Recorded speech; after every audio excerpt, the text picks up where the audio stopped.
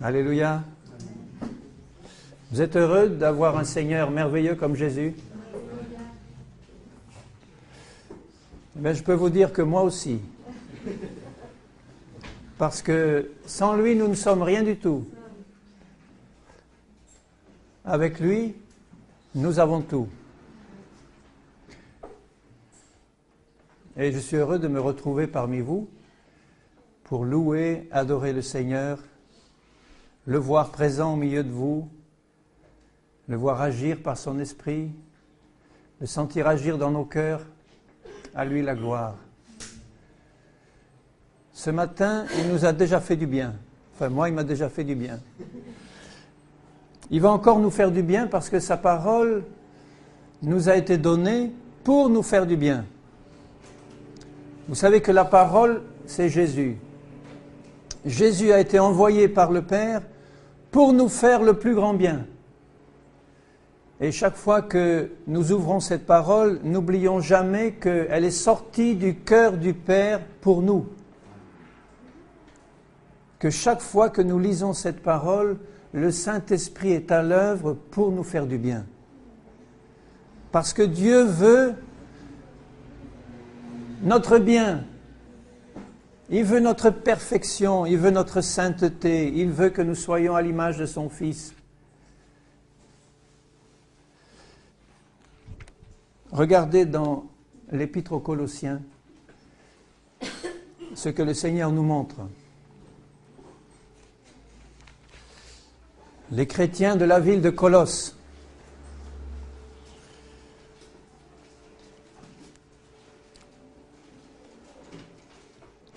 Au chapitre 1er, l'apôtre Paul dit ceci. Au verset 6.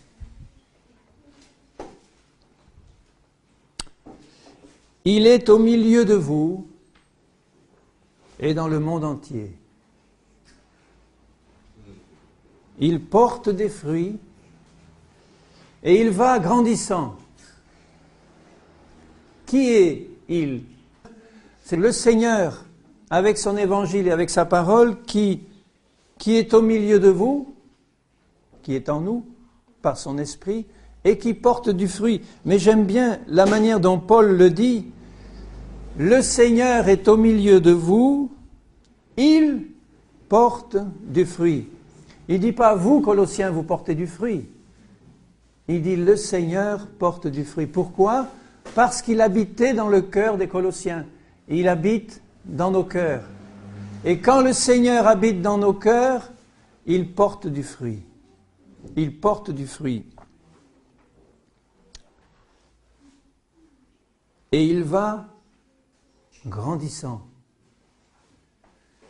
Le Seigneur va grandissant et il ajoute, comme c'est le cas parmi vous. Est-ce que c'est le cas parmi vous, bien-aimés? Est-ce que le Seigneur porte du fruit et qu'il va grandissant? Amen. C'est son plan. Si nous sommes dans son plan et si nous restons dans la foi attachés au Seigneur, il est au milieu de nous et il porte du fruit et il va grandissant. Et il ne s'arrêtera pas tant que l'œuvre du Seigneur ne sera pas pleinement manifestée dans nos vies. Nous savons que l'œuvre du Seigneur, elle a été parfaitement accomplie en Jésus. Il a tout accompli. Et s'il va grandissant, ce n'est pas pour finir d'accomplir son œuvre, elle est déjà accomplie. C'est pour que les fruits qu'il porte en nous arrivent à une pleine maturité. Et c'est lui qui le fait par la puissance de son esprit en toi.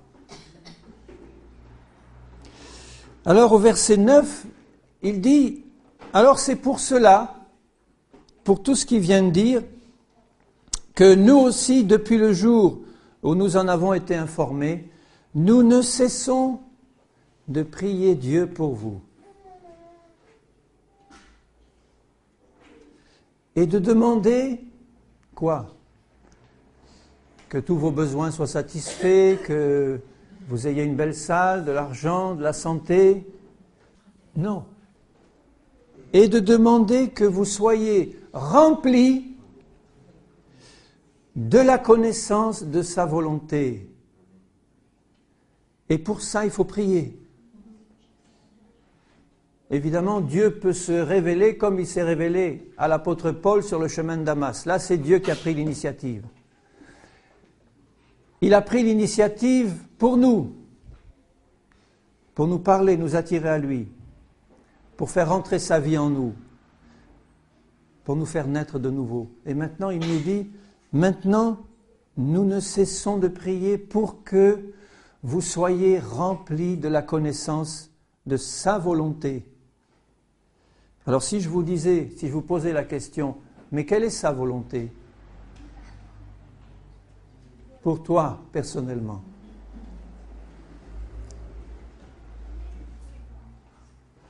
En toute sagesse et intelligence spirituelle, pour marcher d'une manière digne du Seigneur et lui être entièrement agréable,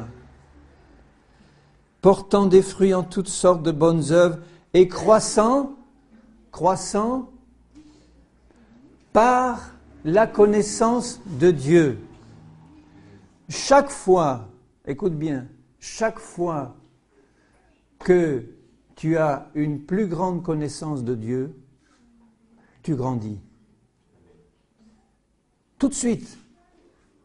Croissant par la connaissance de Dieu. Rappelez-vous que Jésus a dit, la vie éternelle, c'est qu'ils te connaissent, toi et celui que tu as envoyé. Il suffit que nos yeux spirituels voient Jésus et sa parole par la révélation du Saint-Esprit pour que nous grandissions automatiquement. Comme une plante grandit au soleil, parce qu'elle a en elle la vie. Nous avons été plantés par Dieu dans son champ, il nous a donné sa vie, et quand nous le contemplons, quand nous recevons de lui sa révélation, nous grandissons. C'est merveilleux. Parce que quand il dit pour que vous portiez du fruit en toutes sortes de bonnes œuvres et marchiez d'une manière digne du Seigneur et lui être entièrement agréable, si c'est compris dans le mauvais sens, ça peut être un pesant fardeau. Et c'est un pesant fardeau pour beaucoup de chrétiens. Marcher d'une manière digne du Seigneur, porter beaucoup de fruits, avec une longue liste de fruits. Ah, Seigneur, oui, d'accord, je vais le faire. On essaye et on se casse le nez. Parce que c'est nous qui l'avons essayé, même pour être agréable au Seigneur, et on se casse le nez parce qu'on ne peut pas par nos propres forces accomplir l'œuvre du Seigneur. Les bonnes œuvres qu'il a préparées pour nous. Nous y entrons parce que c'est lui qui les a préparées, c'est lui qui nous y fait entrer, c'est lui qui agit en nous par son esprit pour nous faire porter ses fruits et nous faire pratiquer ses bonnes œuvres, parce que nos yeux sont sur lui et que nous sommes remplis de foi dans la puissance qui agit en nous. Paul dit, je le fais par la puissance qui agit en moi, qui agit puissamment en moi. Sa force est celle du Saint-Esprit. Regardez ce qu'il dit, je le relis. Au verset 9, c'est tellement important. Nous ne cessons de prier Dieu pour vous, de demander que vous soyez remplis de la connaissance de sa volonté pour marcher d'une manière digne du Seigneur. Je viens de dire que nous croissons par la connaissance de Dieu. C'est la connaissance de Dieu qui nous fait grandir. Là, il dit, je demande que vous soyez remplis de la connaissance de sa volonté pour marcher d'une manière digne. À partir du moment où tu reçois la révélation de la volonté de Dieu pour toi, tu marches d'une manière digne de lui. C'est normal. Comment est-ce que tu peux marcher si tu n'as pas la révélation de sa volonté pour toi? Nous marchons dans la nuit, dans les ténèbres. Tandis que si nous recevons la révélation de sa volonté pour nous, nous marchons dans sa volonté, parce que nous lui appartenons. Nous avons sa vie en nous. Il ne nous laisse pas dans l'ignorance au sujet de ce que nous avons à faire. Il nous montre sa volonté pour que nous marchions dedans. Et regardez ce qu'il dit un peu plus bas. Fortifié, au verset 11, à tous égards par sa puissance glorieuse, en sorte que vous soyez toujours et avec joie persévérants et patients. Pourquoi est-ce que vous êtes à ce moment-là persévérants et patients? Parce que vous avez été fortifiés par sa puissance glorieuse, parce que vous avez reçu la révélation de sa volonté, parce que la lumière s'est faite, on a tout compris, on est là, on a compris ce que Jésus a fait et ce qu'il fait en nous. Nous sommes en train de marcher dans ses plans et dans son œuvre, et ceci nous donne la persévérance et la patience, parce que nous savons quelle est la force qui agit en nous. Ce n'est pas la nôtre, c'est la sienne. Et au verset 12, naturellement, il dit « Rendez grâce au Père ». Tout nous a été donné par le Père, en Jésus, par l'action du Saint-Esprit dans nos vies, reçu par la foi. Nous l'avons reçu par la foi. Nous n'avions aucun mérite. Il nous a tout donné. Nous avons reçu ces choses qui nous ont été révélées par le Saint-Esprit, par la foi. La lumière se fait, nous sommes dans l'allégresse et nous rendons grâce au Père qui nous a rendus capables. Moi, je n'étais pas capable de rien, que de faire des bêtises. Je me croyais capable de beaucoup de choses, mais Dieu m'a montré que j'étais un incapable fini. Par ma nature humaine, il a fallu que cette nature humaine soit engloutie dans la mort de Jésus à la croix pour me montrer que, aux yeux du Seigneur, il n'y avait rien à en tirer. N'essaye pas de tirer quelque chose de ta nature personnelle. N'essaye plus. Arrête. Le Seigneur ne veut pas raccommoder. Il a tué cette vieille nature une fois pour toutes en Jésus. Et il veut la tuer en toi dans toutes ses manifestations. Chaque fois qu'elle a encore tendance à se manifester, Dieu veut te montrer qu'elle est morte en lui, si tu crois ce qu'il dit, et que tout ce que tu as à faire, c'est de recevoir la révélation du Saint-Esprit sur cette mort de ta vieille nature. Nous avons des origines différentes. Il y en a qui ont eu une vie épouvantable dans le passé. Des péchés horribles, une naissance dans un milieu épouvantable, abandonné de tous, rejetés dans le péché jusqu'au cou, meurtriers, prostitués, tout. Quand ils arrivent au Seigneur, ils se voient à côté d'autres qui sont venus de bons milieux tranquilles, avec des familles paisibles, où il y a eu du péché, mais enfin pas trop. Et la tendance charnelle, pour les uns comme pour les autres, c'est de se comparer. Ou de dire, oh, avec le passé que j'ai, je vais en avoir du mal à avancer avec le Seigneur. Si j'avais eu sa vie, ça irait mieux. Si tu raisonnes comme ça, bien-aimé, c'est que tu n'as pas encore vraiment compris qu'aux yeux du Seigneur, il n'y a pas de bons et de mauvais pécheurs, il n'y a que des pécheurs pourris. Et que toi qui es venu d'un milieu un peu meilleur, où tu n'as pas eu autant de gros péchés, si tu avais vécu comme celui qui sort des bas-fonds, tu aurais peut-être fait pire. Et Dieu veut te montrer, il veut nous montrer que notre vieille nature, elle est aussi pourrie pour les uns que pour les autres. Complètement pourrie, souillée par le péché depuis Adam. Et ça n'a fait que s'accumuler. Mais quand nous arrivons à Jésus, 2 Corinthiens 5, il fait de nous de nouvelles créations en lui. Il engloutit dans sa mort toute ma nature passée, terminée. Arrêtons de nous laisser influencer par toutes ces doctrines charnelles ou démoniaques qui circulent maintenant sur la guérison intérieure, sur ces machins-là, sur les pratiques psychologiques du chrétien, etc. Ce ne vient que de la chair au mieux ou du malin. Pour nous essayer de nous faire trouver des solutions qui nous écartent de la simplicité de l'évangile de Jésus-Christ. Le Seigneur nous a donné un évangile tout simple, qui veut nous révéler par son esprit. Il veut nous faire comprendre que nous étions complètement pourris de notre nature personnelle et qu'il nous a aimés dans cette situation-là et qu'il n'a pas eu d'autre solution que de mourir pour nous. Et en mourant pour nous, il nous a entraînés dans sa mort. Ça règle bien le problème de ma nature passée. Ça règle tout, à condition que tu en reçoives la révélation par le Saint-Esprit. Il ne faut pas que ce soit des paroles qui restent au niveau de ton oreille ou de ta tête, mais que tu pries et qu'on prie pour toi et que tu pries pour moi, pour que nous soyons remplis de la connaissance de sa volonté, que son Esprit nous révèle qu'en Christ, il t'a pris, il t'a prise et il t'a fait mourir en lui. Englouti, terminé.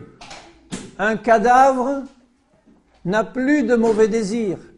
Un cadavre n'est plus tenté par ce monde, pas vrai? Essayez un peu. Un cadavre n'est plus tenté. Un cadavre est dans le trou. Nous y avons été 3 jours avec Jésus, et quand il est ressuscité, gloire à Dieu, nous sommes aussi ressuscités. Il nous a créés à neuf. Garde bien ça dans ta tête et dans ton cœur. Quand Jésus est ressuscité par la puissance de Dieu, il a ressuscité en lui tous ceux qui croiraient jusqu'à la fin des temps. Il connaît d'avance tous ceux qui vont répondre oui à son appel. Et au moment où Jésus est ressuscité, il a laissé au fond du trou cette vieille nature de péché, complètement pourrie, destinée à la mort. Et quand lui a été ressuscité par la puissance de Dieu et du Saint-Esprit, il nous a créé une nature nouvelle en lui, créée, dit la parole, dans une justice et une sainteté que produit la vérité. Alors comment? Ça ne veut pas dire qu'il faut négliger le péché que je peux encore commettre aujourd'hui. Ça, c'est le travail de sanctification pratique qui se fait dans la foi et dans la compréhension de ce que je suis déjà en Christ. À mesure qu'il me révèle ce que je suis en lui, pour lui, mais en lui, il me le révèle, la lumière se fait et je marche dans cette lumière et je me regarde comme lui me voit et ça me donne, par la foi en lui, la puissance, sa puissance de combattre et de résister au péché dans une victoire totale. Parce que la loi de l'esprit de vie en Jésus-Christ m'a libéré de la loi du péché et de la mort qui est dans mes membres. Elle y est. Le péché n'a jamais été éliminé. Nous avons été coupés de sa puissance. Il nous a délivrés de son esclavage par la loi de l'esprit de vie qui habite en nous par le Saint-Esprit. Donc il y a une grande différence quand tu luttes contre le péché. Si tu essaies de lutter par ta volonté, par tes bonnes résolutions, tu vas te casser le nez et je souhaite que tu le fasses au plus vite possible pour comprendre que tu es dans une impasse. Tu dois revenir à Jésus et à sa parole et lui dire « Seigneur, révèle-moi ce que tu as fait pour moi. Révèle-moi ce que tu as fait de moi en toi. Tu as fait de moi une nouvelle création. » C'est toi qui le dis. Révèle-moi cette chose-là. Tu peux entendre cette parole. Toutes choses anciennes sont passées. Tu es une nouvelle création en Christ. Tu entends ça et tu dis « Oui, oui, amen ». Et puis tu retournes dans tes ornières. Non, tu le fais parce que tu n'as pas eu la révélation que c'est vrai pour Dieu. Donc tu dois t'arrêter un moment, demander la prière ou prier toi-même le Seigneur en disant « Seigneur, j'en ai assez de lutter par mes forces pour maîtriser cette chair qui se manifeste constamment. J'ai besoin de recevoir une révélation profonde, complète de ce que je suis en toi. Tu me le dis, je le lis bien, mais je n'ai pas encore compris, Seigneur. J'ai besoin que tu me le révèles par ton esprit. Et si tu pries de la manière dont Paul le dit, je ne cesse de prier pour que vous soyez remplis de la connaissance de sa volonté en toute intelligence et sagesse. Comme c'est le désir de Dieu de te révéler ces choses, ça ne va pas tarder. Mais ne fais rien d'autre sans avoir eu cette révélation. À partir du moment où tu as la révélation, tu sais dans ton cœur par le Saint-Esprit que tu es vraiment une nouvelle création en Jésus. Il n'y a plus rien de ta vie passée aux yeux du Seigneur. Plus rien. Toutes choses anciennes sont passées, toutes choses sont devenues nouvelles en Christ. Et une fois que je le comprends, je le reçois, je le prends pour moi. Parce que Dieu me le montre. C'est là que je dois faire ma part. Dieu me montre la vérité. Ma part, c'est simplement d'ouvrir mon cœur à sa vérité, puis de dire, je prends. C'est pour moi. Parce que tu dis que c'est pour moi, c'est déjà fait en Christ, je le prends, Seigneur. Parce que tu viens de me le montrer par ton esprit. Je suis une nouvelle création à 100% en Christ. Le problème, c'est que cette nouvelle création n'est pas encore complètement manifestée.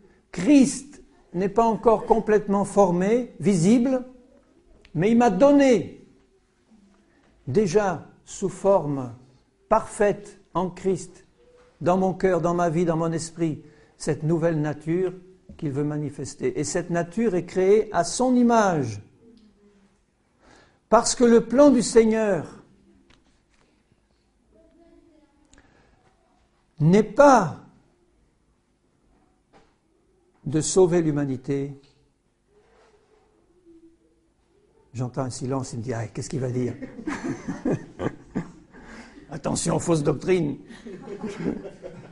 Le plan, j'ai pas fini ma phrase. Le plan du Seigneur n'est pas de sauver l'humanité en la laissant simplement dans la conscience que ses péchés sont pardonnés. Ça ne suffit pas. Il veut nous donner la conscience que nos péchés sont pardonnés, mais que notre nature de péché a été engloutie en lui, que nous en avons reçu une nouvelle. Pourquoi il nous en a donné une nouvelle?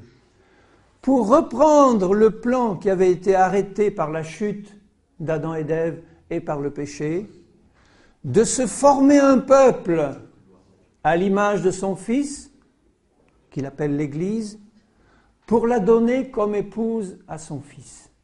Voilà son plan. Ne t'arrête pas simplement au simple pardon du péché. Tout commence par là, il n'y a rien sans ça. Mais c'est la porte. Tu reçois un plein pardon de tes péchés, une pleine révélation que ta nature ancienne, elle est dans le trou, que tu en reçois une nouvelle, tu le reçois par la foi, mais ça ne s'arrête pas là. Cette nature que tu as reçue, elle a été créée parfaite à l'image de Jésus et elle t'est donnée parce que Jésus a tout accompli pour toi. Il t'a donné cette nature-là et il travaille par le Saint-Esprit d'abord à te le faire comprendre et ensuite à la manifester dans ta vie pour offrir à Jésus une épouse sans ride, ni tache, ni rien de semblable. C'est ça le but du Père. C'est ça le but du Père. Et quand je reçois cette révélation, j'entre dans son plan et j'y marche. Regardez ce qu'il dit dans Éphésiens. Éphésiens 1. Et en ce moment même, le Saint-Esprit est en train de le faire comprendre à certaines personnes, ou mieux comprendre en tout cas, pour te donner une pleine victoire sur le péché. Dans Éphésiens 1, verset 3, « Béni soit Dieu, le Père de notre Seigneur Jésus, qui nous a bénis de toutes sortes de bénédictions spirituelles dans les lieux célestes en Christ. » Il parle au passé. Parce qu'aux yeux de Dieu, c'est déjà fait. Alléluia. Aux yeux de Dieu, il a déjà créé une fille, un fils, toi, ta nouvelle nature, parfaite en Christ.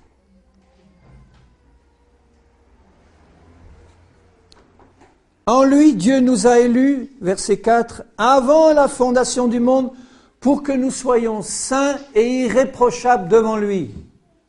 Il nous a choisis pour ça.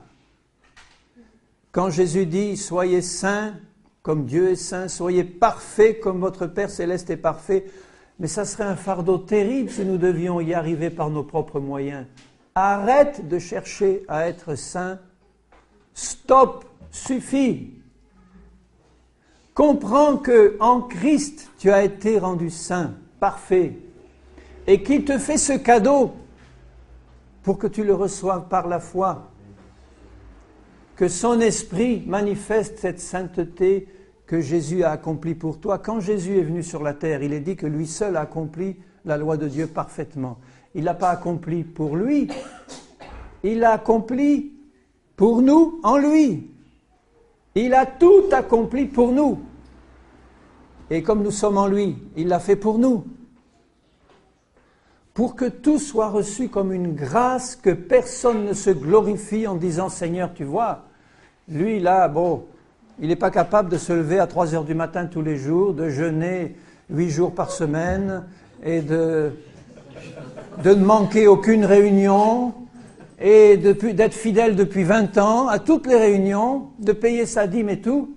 Ah, Seigneur, non, il n'est pas capable, mais je te remercie de ce que tu as... Est-ce que moi je suis capable de ça? Hein? Ça vous rappelle quelque chose?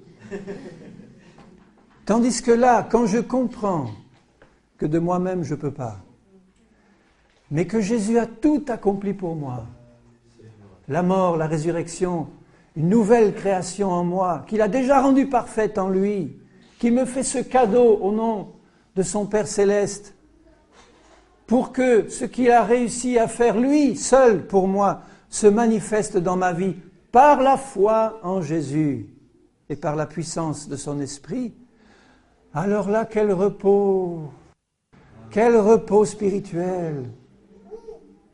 Et là, je vais pouvoir entrer dans les œuvres préparées d'avance, et si je me lève à ce moment-là à 3 heures du matin, c'est simplement parce que l'Esprit me conduit à le faire et que je le fais sans aucun mérite. Et le jour où le Saint-Esprit veut me faire une grâce matinée, je la fais sans mauvaise conscience du tout. Alléluia. Là où est l'Esprit, là est la liberté. C'est glorieux. Et il dit, au verset 7 toujours, « En lui nous avons la rédemption par son sang. » Vous voyez, tout commence par là. Et nous aurons besoin du sang de Jésus jusqu'au dernier jour. Parce que même ayant reçu de Jésus une nature parfaite en lui, le temps que je le comprenne bien par la révélation du Saint-Esprit, ça peut être vite fait, hein, si j'ai soif, le Seigneur peut me révéler ça, mais alors en un clin d'œil. Mais tant que je suis là dans une révélation qui n'est pas complète, je vais broncher, je vais pécher, et j'aurai besoin de le confesser. Il ne faut pas négliger le péché en disant, puisque nous sommes parfaits en Christ, maintenant, faisons ce que... Non, pas du tout. Regardez la sévérité de Paul envers les Corinthiens qui ne mettaient pas leur vie en règle, mais il ne le faisait pas de manière légaliste, en leur donnant des commandements. Il leur disait, mais ignorez-vous que, n'avez-vous pas compris que? Si tu te comportes comme ça, c'est que tu n'as pas compris ce que tu es en Jésus-Christ. Si tu l'avais compris, tu marcherais dans cette révélation. Donc il les secoue sévèrement. Et s'ils ne veulent pas comprendre, et s'ils veulent continuer à pratiquer le péché tout en se disant chrétiens, il les met dehors. Mais on n'a pas besoin d'en arriver là quand on a compris la gloire que Dieu nous réserve comme un don gratuit. Il suffit d'avoir une simple sincérité de cœur devant Dieu en disant « Seigneur, tel que je suis, mais j'ai un cœur sincère. Je veux comprendre. Je veux entrer dans tout ce que tu as prévu pour moi. » C'est tout. Si je ne suis pas sincère, je vais essayer de paraître hypocrite ou de paraître ce que je ne suis pas, ou de faire semblant d'être ce que je ne suis pas. Dieu ne veut pas de ça. Dieu veut que j'arrive sincèrement en disant, Seigneur, je n'ai pas encore bien compris, je veux comprendre. Ouvre mon cœur, Seigneur. Et ayant cette attitude d'honnêteté devant Dieu, il va faire la lumière, parce que ça revient à dire, Seigneur, j'ouvre mon cœur. Et quand j'ouvre mon cœur, la lumière de Dieu rentre. Alors regardons ce qu'il dit. Au verset 11 du premier chapitre des Éphésiens. En lui, toujours en Christ, vous voyez, en lui, sortons pas de Jésus-Christ, en lui. Nous sommes aussi devenus héritiers, ayant été prédestinés.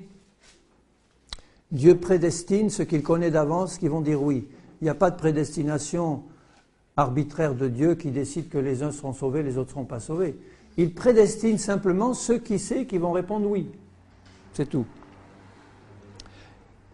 Il les a prédestinés suivant la résolution de celui qui opère toutes choses d'après le conseil de sa volonté, afin que nous servions à la louange de sa gloire.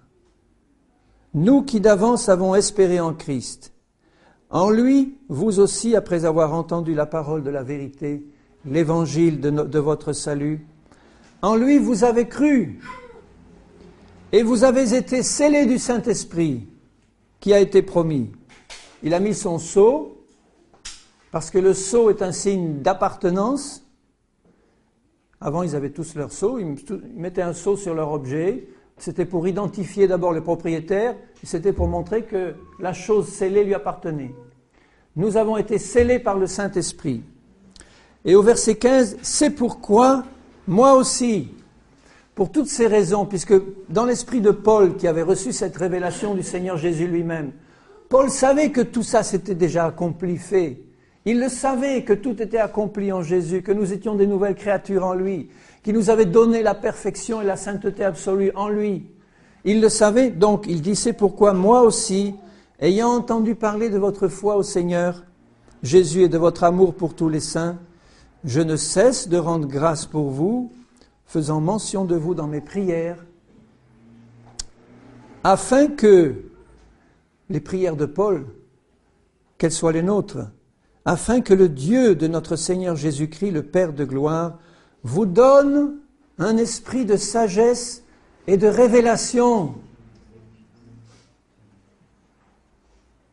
dans sa connaissance, pas dans l'arbre de la connaissance du bien et du mal. Toutes ces doctrines étrangères qui sont prêchées aujourd'hui sur la pensée positive, les paroles positives, la visualisation et toutes ces choses, ce sont des choses qui viennent de l'arbre de la connaissance du bien et du mal, parce qu'elles remplacent la connaissance de Dieu qui ne vient que par la foi en Jésus et son œuvre parfaite accomplie. Donc si une doctrine qu'on appelle l'évangile, si une doctrine t'est prêchée et te ramène à Jésus et à son œuvre, elle vient de Dieu. Si elle te ramène à toutes sortes de méthodes et de techniques qui peuvent être très puissantes et accomplir même des miracles et des prodiges, elles ne viennent que de l'arbre de la connaissance du bien et du mal, c'est-à-dire de Satan lui-même.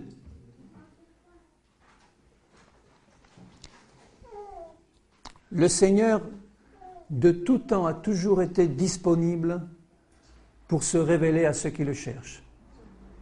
Il n'y a pas de nouvelle onction, de vin nouveau et de machin comme ça dans les yeux du Seigneur. Ça n'existe pas. Ce qui existe, c'est une disponibilité permanente du Seigneur à se révéler dans toute sa plénitude à ceux qui le cherchent et à leur révéler Jésus et sa parole. Et chaque fois qu'il y a eu ça dans l'histoire de l'Église depuis Jésus, il y a eu une action puissante du Seigneur et un réveil puissant. Et ce que le Seigneur veut faire maintenant dans nos vies, c'est nous faire revenir à la révélation de sa parole par le Saint-Esprit pour que nous comprenions des choses qui existent depuis le commencement et qui ont été mises de côté par l'ignorance des hommes ou l'incrédulité des hommes. Pour nous qui croyons, la croix est une puissance de Dieu. Si tu prêches la croix, Tu prêches dans la puissance du Seigneur parce que tu prêches la mort de Jésus, mais tu prêches aussi la mort de ta vieille nature. Tu vas prêcher la résurrection de Jésus, c'est pour prêcher ta résurrection en lui et la foi en Jésus pour te faire recevoir tout ce que Jésus a acquis pour toi.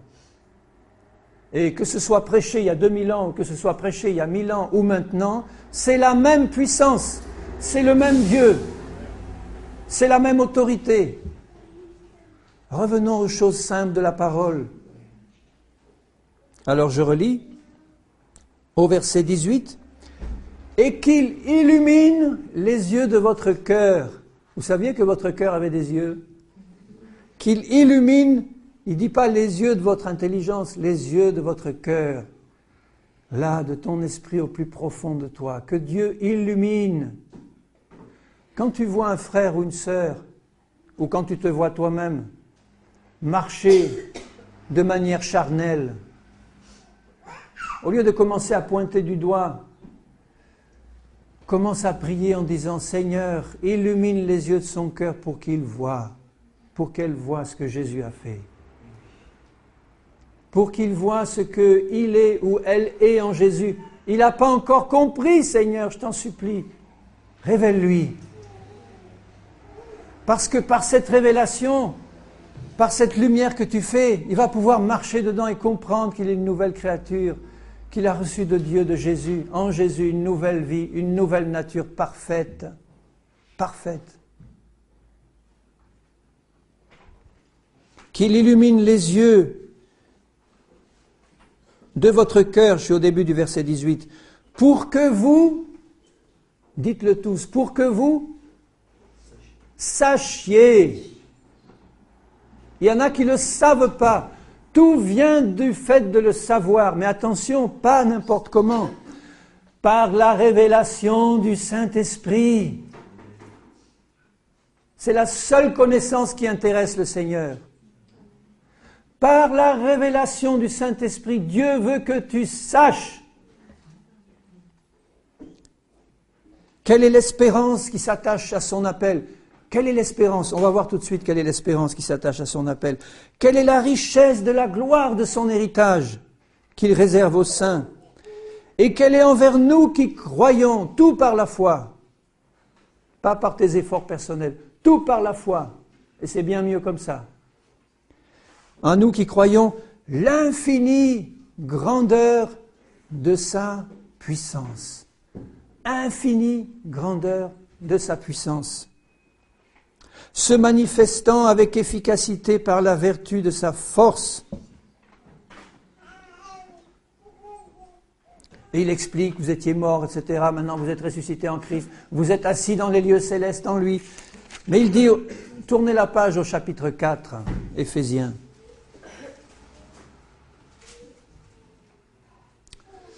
Quand il commence en disant, vous voyez tout ce que je vous ai expliqué là. Donc, je vous exhorte, donc, ne prêchons pas la parole en dehors de son contexte. Si vous prêchez ça en dehors de son contexte, ça va devenir légaliste.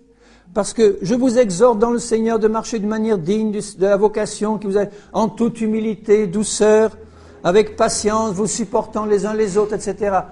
Bon, si c'est prêché juste comme ça, on va essayer de le faire parce qu'on aime le Seigneur. Et on va se planter, excusez-moi du terme, mais c'est ça. On va se planter parce qu'on a laissé le reste avant. C'est-à-dire la révélation de ce que Jésus a fait et de ce que nous sommes en lui. Et quand j'ai cette pleine révélation, eh bien, tout naturellement, il dit, bon, maintenant que vous l'avez, marchez dedans. Et l'œuvre que tu vas produire, c'est simplement la preuve visible que tu as eu la foi, que tu as compris. La foi sans les œuvres, elle est morte. Tandis que quand tu as reçu par la foi cette révélation, elle va produire les œuvres, tu vas marcher dedans naturellement. Et je dirais même sans effort personnel.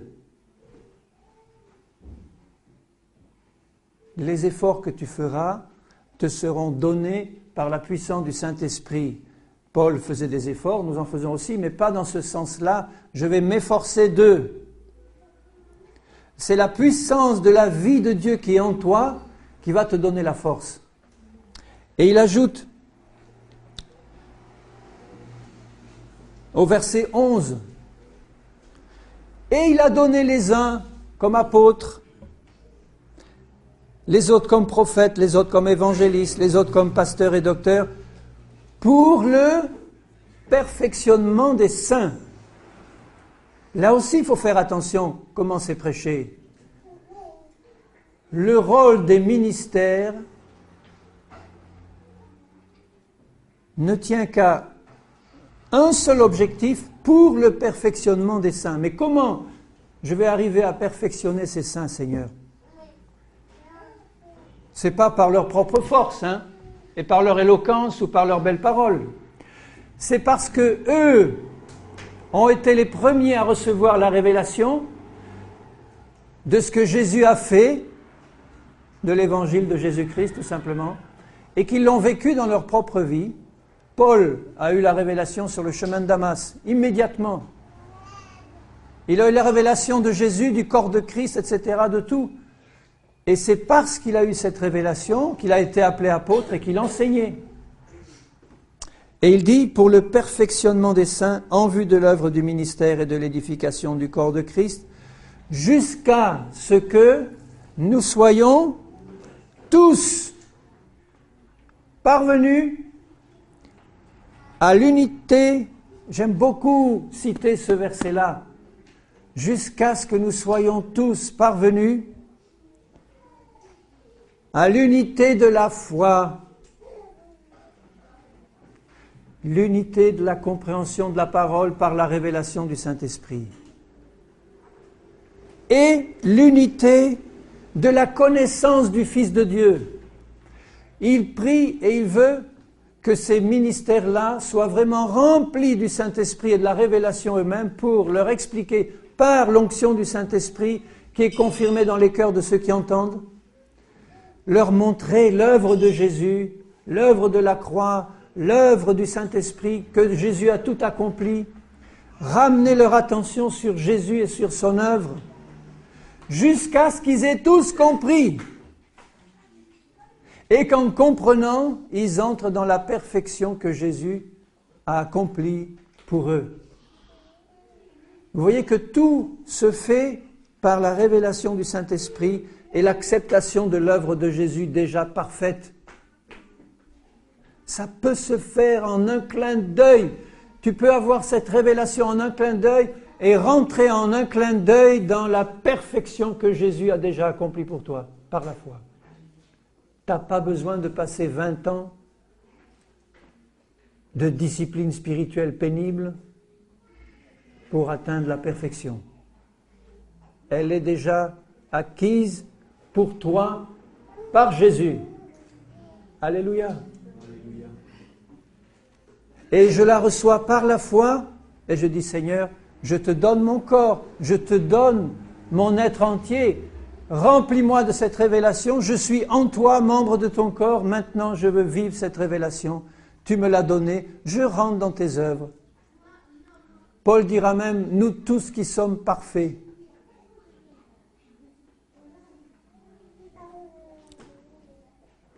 J'ai le regard fixé sur Jésus et je cours sur la voie qu'il me trace, le chemin qu'il m'a tracé.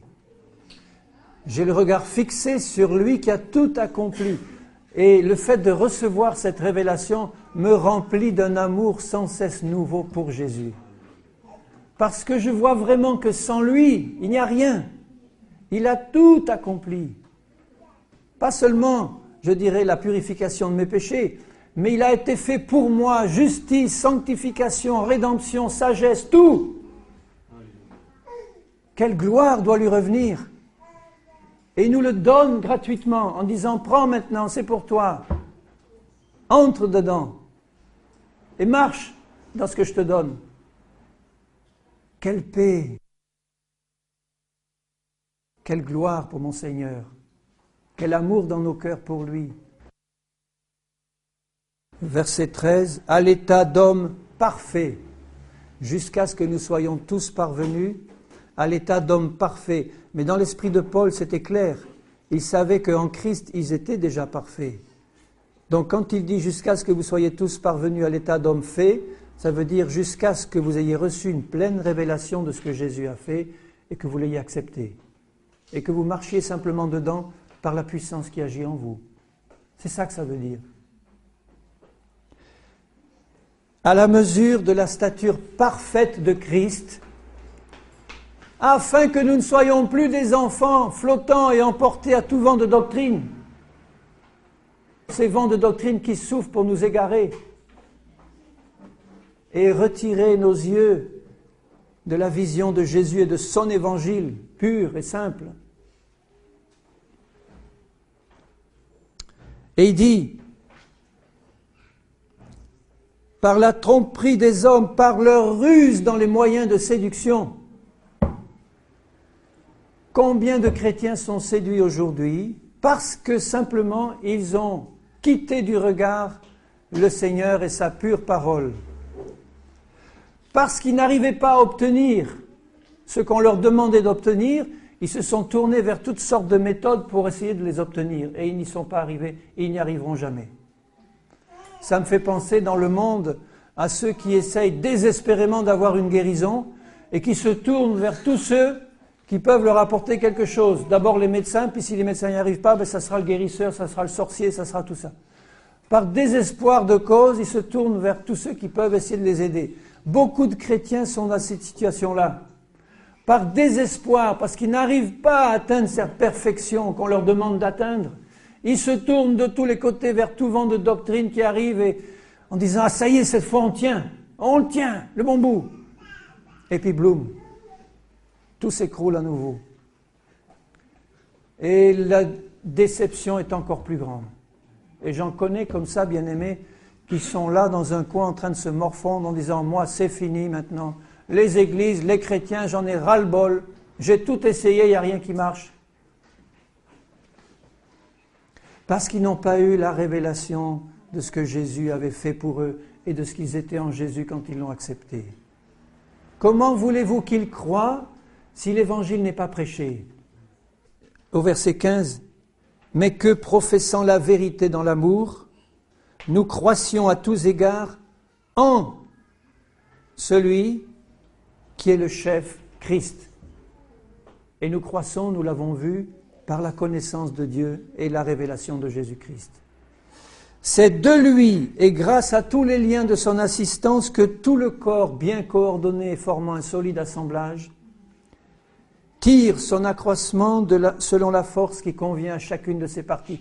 À partir du moment où tu as compris ça, que tu as compris que Dieu t'a placé en lui, mais aussi dans un corps qui s'appelle l'Église, qui est la réunion vivante de tous ceux qui ont reçu cette révélation. Chacun va recevoir de lui, de la tête de Jésus, la force qui convient à chacune de ses parties et va grandir en lui, mais à condition d'avoir cette révélation. Et au chapitre 5, juste à côté, au verset 25, quand il dit « Marie, aimez vos femmes comme Christ a aimé l'Église ». Il veut nous révéler l'amour de Christ pour son corps. Christ a été sur cette terre, il a vu les combats de ces hommes et de ces femmes, ces foules qui le suivaient en criant, en demandant un salut, en demandant la guérison, la délivrance de leurs infirmités. Jésus a pleuré en voyant cette foule. Et il peut nous comprendre dans nos difficultés, dans nos combats. Et il attend que nous demandions de lui la révélation profonde de ce qu'il a fait pour nous. C'est ça qui va nous sauver, pleinement. Quand nous allons comprendre de quelle manière Christ aime son épouse, parce que pour lui, il la voit déjà parfaite. Et il attend que nous recevions cette vision pour que nous le devenions naturellement par sa puissance, puisqu'on l'est déjà. On ne peut devenir que ce que nous sommes déjà en Christ. Amen. Alors je lis. Et il s'est livré lui-même pour elle afin de la sanctifier. En ce moment même, Jésus, le divin époux, la tête du corps, qui s'est donné pour nous, il est en train de nous sanctifier par sa parole. Sanctifie-les par ta parole, Seigneur. Il dit à son Père, ta parole est la vérité. À mesure que la lumière se fait, elle nous sanctifie. Pour la sanctifier après l'avoir purifiée par l'eau et la parole. Certaines versions disent par l'eau de la parole. Afin, alors je terminerai par là, mais gardons ça toujours dans le cœur, afin, le but du Seigneur Jésus en ce moment même, afin de faire paraître devant lui cette Église glorieuse, sans tache, ni ride, ni rien de semblable, mais sainte et irréprochable. Et cette Église est déjà ça en lui. Il veut simplement le manifester dans nos vies par la foi en son évangile et en son œuvre déjà accomplie. C'est ainsi que les maris doivent aimer leurs femmes.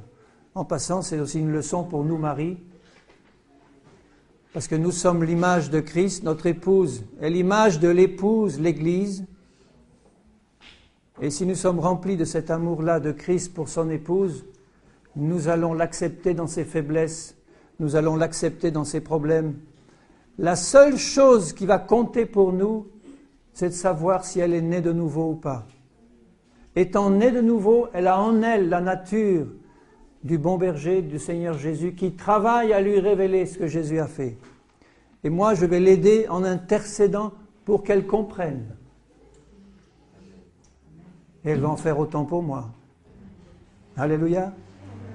Et là, l'œuvre du Seigneur va se manifester parfaitement. Et ne croyez pas que ça va prendre des siècles.